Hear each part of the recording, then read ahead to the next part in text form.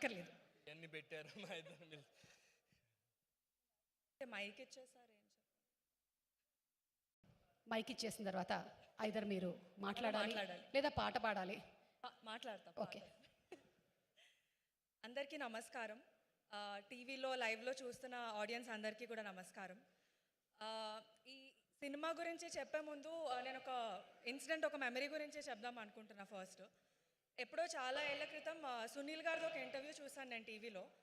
అందులో ఆయన ఒక క్వశ్చన్ అడిగారు, ఇండస్ట్రీలో ఎవరికైనా మనసు బాగాలేకపోతే మీ దగ్గరికి వస్తారు కదా అందరూ, మరి మీకు మనసు బాగాలేకపోతే ఎవరి దగ్గరికి వెళ్తారు అంటే ఆయన రవితేజ గారి పేరు చెప్పారు.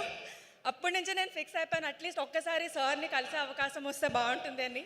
అలాంటిది ఇవాళ మీతో పాటుగా స్క్రీన్ షేర్ చేసుకోవడానికి ఆపర్చునిటీ ఇచ్చినందుకు మన డైరెక్టర్ కార్తిక్కి, మణిబాబు గారికి, మన ప్రొడ్యూసర్ విశ్వప్రసాద్ సార్కి thank you so much.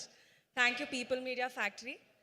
And ఈ మూవీ గురించి చెప్పాలంటే ఒక director capability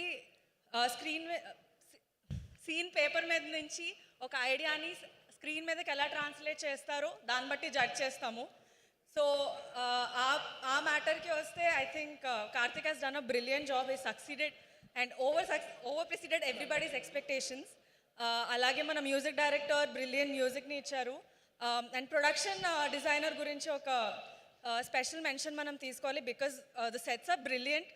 first day walked on to the set, it was amazing. And everybody who worked on this film, congratulations to all of us. I really hope it will be a big step for all of us. Thank you People Media Factory for giving me this opportunity. Thank you so much and all the best for the launch on February 9th. అలాగే